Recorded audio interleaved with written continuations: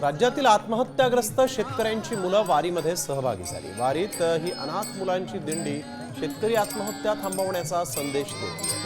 आम्ही अनाथ झालो पण इतर शेतकऱ्यांनी आत्महत्या करू नये अशी भावना या मुलांनी व्यक्त केली। त्र्यंबकेश्वरमधील आधार तीर्थ या आश्रमाची ही दिंडी आहे आणि याच दिंडीतील मुलांबरोबर बातचीत केली आमचे प्रतिनिधी सागर आव्हाड।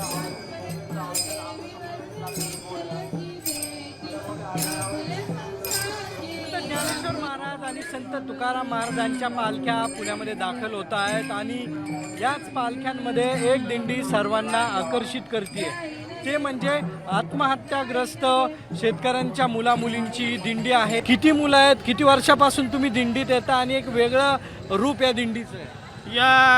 ही सगळी जी मुलं आहेत ती सगळी अनाथ मुलं आहेत। अनाथ म्हणजे काय?